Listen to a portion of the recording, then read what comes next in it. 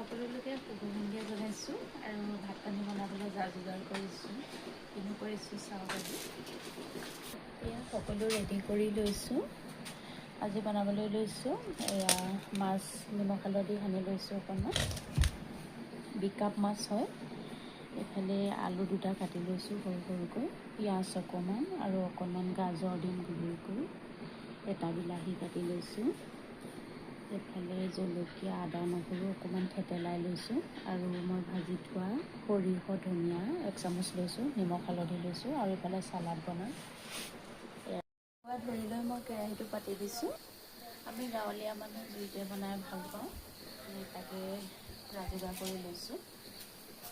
এতিয়া মোৰ তেল গৰম হৈ গ'ল, মাছখিনি পেলাই দিম। মই বিকাপৰ মাথাটোকে দিছোঁ দেই।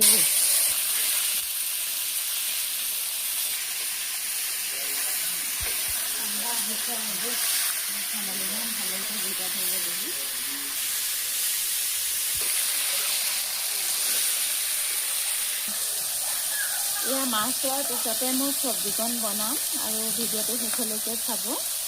মাছ দুভাগ কৰা হ'ল, শেষ হৈ গ'ল। এয়া অকণমান চব্জি বনাম, বিলাহী সৈতে গ্ৰেভি বনাম আৰু এইকণ ফ্ৰাই বনালোঁ। কেৰাহী গৰম হৈ গ'ল, এতিয়া মই পিঁয়াজ আদা নহৰু আৰু কেঁচা জলকীয়াখিনি দি দিছোঁ। সৰিয়হ ধনিয়াকেইটা দি দিছোঁ। 1 চামুচ হালধি দি দিছোঁ আৰু গোটেইখিনি দি দিলোঁ।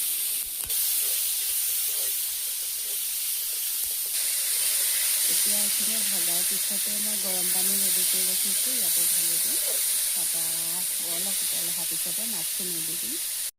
ভাত ৰেডি হৈ গ'ল।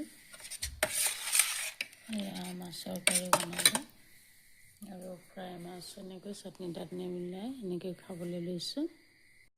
আজিলৈ মোৰ ভিডিঅ'টো ইমানেই। বাই।